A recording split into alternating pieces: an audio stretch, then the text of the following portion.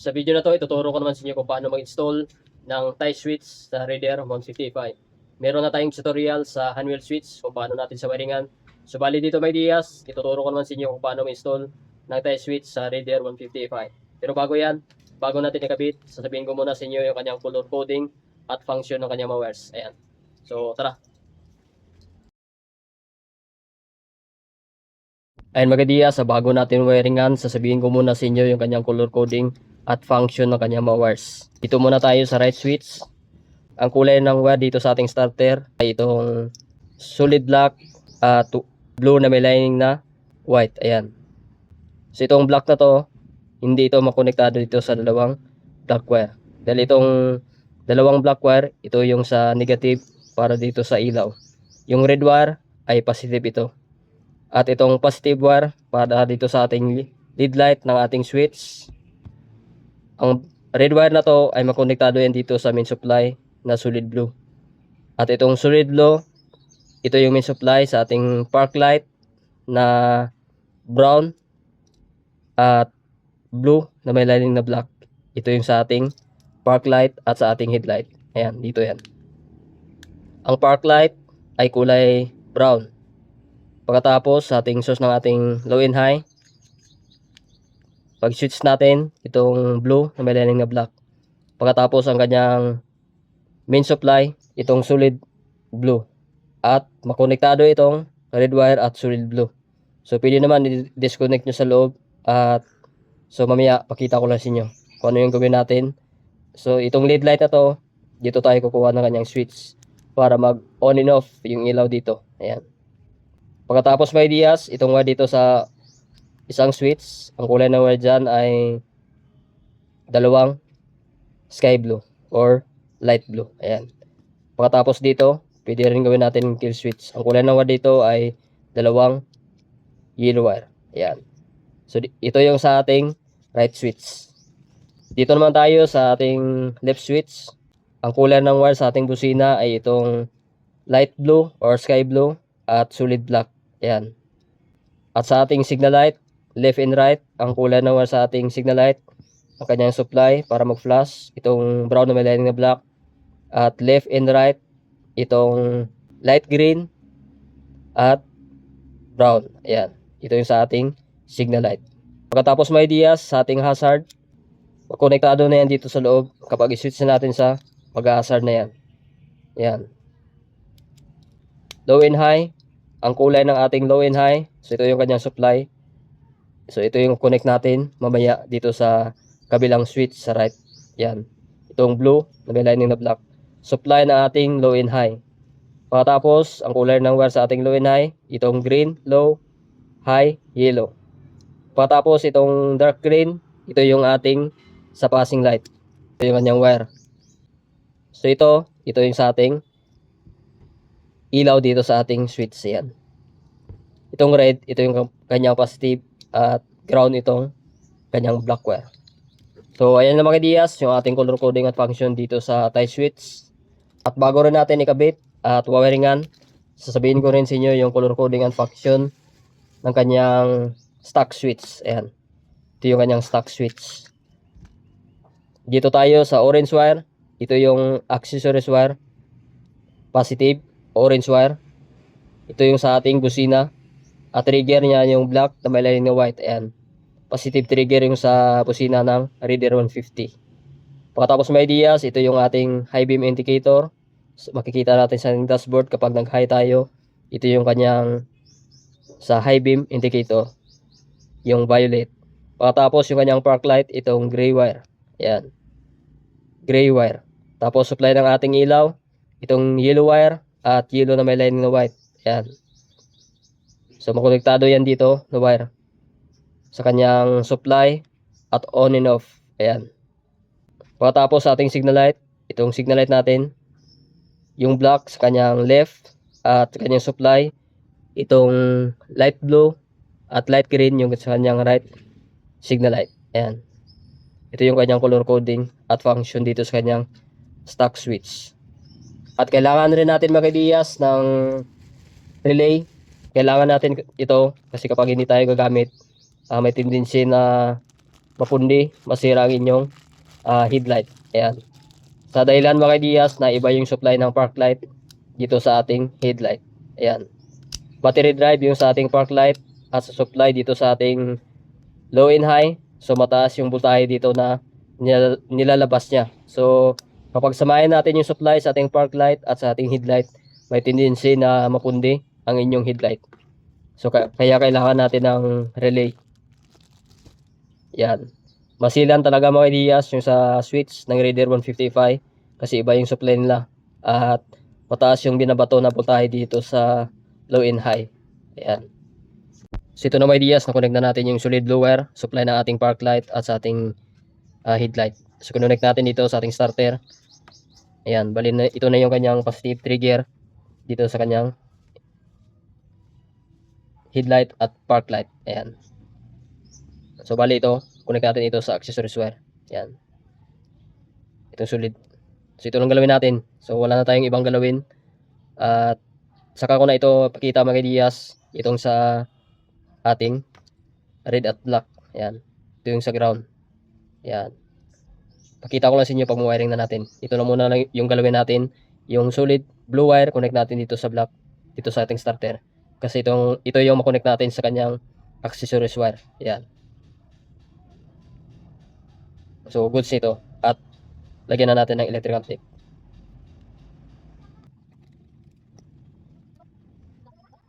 Ayan, goods na. Ayan.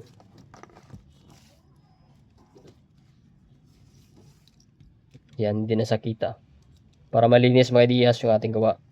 Kasi ito, idugtong na natin to sa kabila. Ayan. Ito, masakit niya. Sa ating switch. Yan, meron niyang sakit. Kabang. So, next naman natin sa kabilang switch. So, natapos na tayo dito. Saka ko lang pakita sa inyo pag wiring. Itong sa kanyang switch, sa kanyang lead light dito sa ating switch. Ayan. Next naman natin dito. So, yung ibang wire dito, yung sakit, tanggalin natin ito, ibang sakit. Katulad nito yung gawin natin. So, ito na may ideas dito sa ating left switch. Ito yung sa passing light natin kanina, yung drop tring, lagay natin dito sa ating busina. Ayan. Positive trigger ng busina, accessories wire. Para mag-passing tayo, ayan, dito sa ating high beam. Pag-passing natin, itong passing light. Ito kanyang supply sa accessories wire na connect. Pag pindutin natin, pag i-passing, so dito yan, lalabas yung kanyang connection. Ito yung high beam, yung yellow wire. Lagyan natin ng diode, yung white marking, papunta dito sa blue na may lining na black. Para pag-passing natin, supply na to at ilaw yung ating headlight. So itong green wire dito sa ating low, nikat natin kasi hindi na natin gagamitin to. Yung nakat natin, dinugtong natin dito. Ayan. Bali ito na yung papunta sa ating relay mamaya, ipakita ko sa inyo. Bali ito yung sa kanyang relay number 2 at yung high beam sa relay number 1. Yan. Nakat na natin to. Hindi na natin gagamitin itong naputol natin na wire sa ating passing light. Yan. So pakita ko sa inyo pag wiring natin sa ating relay. Yan. So ganun lang may ideas at ito wala na to. Yan. Ito yung sa ating supply na ating busina. At ito yung sa ating signal light. Yan. Left and right. Ito yung kanyang supply para mag-flash. Brown na may lining na black. So, sinundan natin yung socket dito sa kanyang stock. Ayan. Tapos lagyan natin yung wire dito para sa kanyang high beam indicator. So, nakakonect yan sa yellow wire sa ating high beam. Ayan. Connect natin. Ayan. So, bali ito na may ideas yung pag-wiring natin dito. So, kung naalala nyo kanina yung sa ating passing light. Passing light natin itong dark green. So nakat natin, lagay natin dito sa accessories wire. Dito sa accessories wire ng ating busina. Ayan. Pagkatapos niya mga ideas, purpose kasi nito para mag-passing tayo kahit naka-off yung ating ilaw. Masupply niya dito sa ating high beam. At dito sa ating high beam, lagay tayo ng diode. Ayan. So yung pinutol natin kanina dito na dark green, ayan. Lagay natin dito para ito sa kanyang high beam indicator. Ayan. At ito papunta ito sa ating relay number 1 maya. So, yung diode natin, yung white marking dito banda, pupunta yan dito. Ayan. Sa blue na may line na black. Bali ito na yung sibling maging low niya, yung kanyang function. At nakat natin yung green wire. Ayan. Yung green wire dito sa kanyang switch, hindi na natin gagamitin to. Cut natin at tinugtong natin dito. Ayan. Ito yung papunta sa ating relay number 2. Pakita ko sa inyo mamaya. At ito yung sa papunta sa kabilang switch. Ayan. Ganito lang yung pag-wiring natin. So pakita ko sa inyo mga ideas kung paano natin connecto sa relay. Ayan. Ito na mga ideas yung pag-wiring natin. Yung green wire natin sa ating low nakakonect kanina sa blue na may lining na black. Dito natin connect sa relay number 2. Bandang ibaba. Ayan. Tapos yung high beam natin, yung yellow wire, dito yung nakakonect sa relay number 1. Ayan. Tapos yung yellow wire natin dito, ito yung kanyang sa stock switch. Yung yellow wire, dito yan piston niya. Dito nakakonect sa relay number 1. Ayan. Tapos yung connection ng wire niya dito, itong sa yellow na may lining na white. Ayan. Dito yan nakakonect sa relay number 2. So itong brown wire na to. Ayan. Papunta yan dito. Yung dalawang yellow wire at yellow na may lining na white wire. Ayan. Tapos ito na yung one natin. Yung sa yellow na may lining na black. Kasi ito yung one niya banda sa kabila. At yellow na may lining na red. Ayan.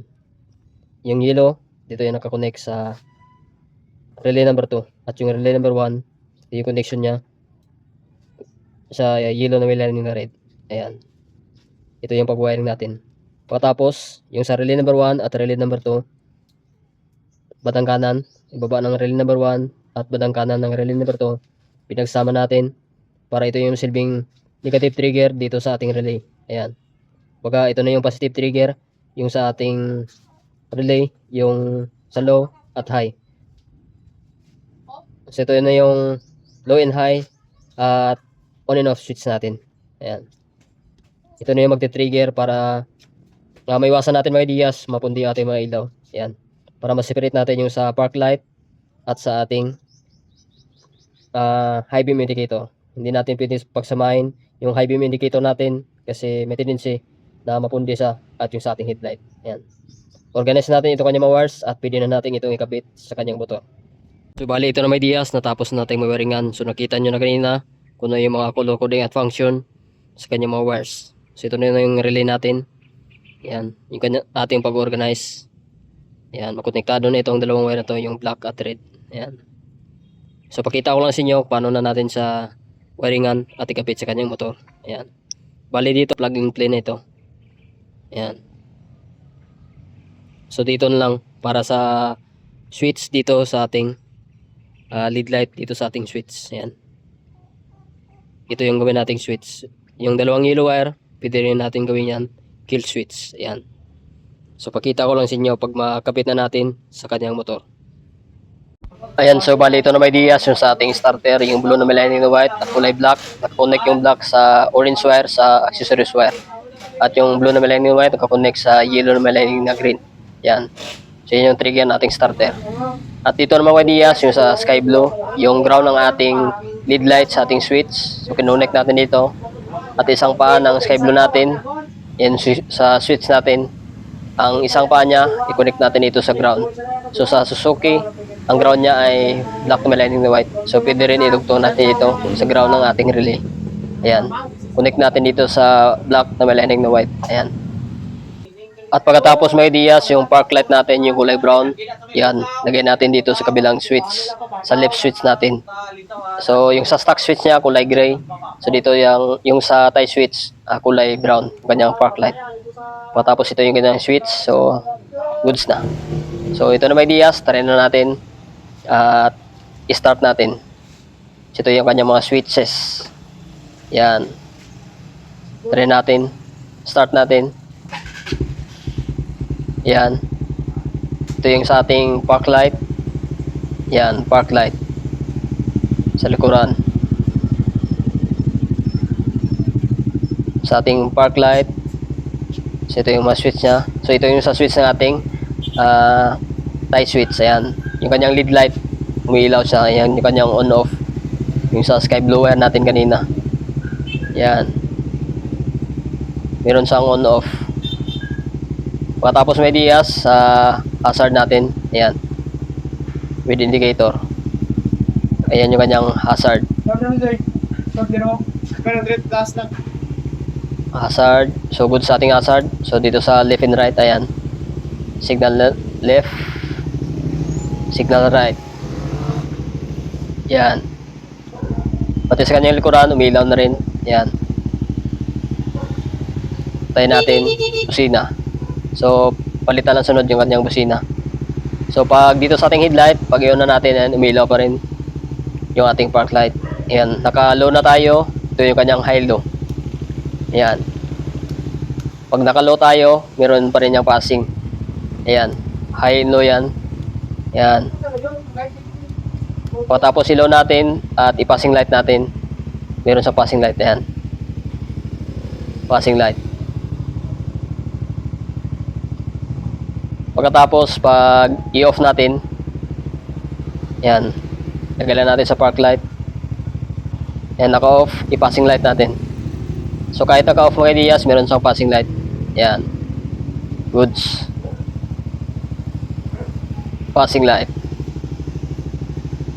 with indicator. Functional pa rin yung ating high beam indicator. Yan.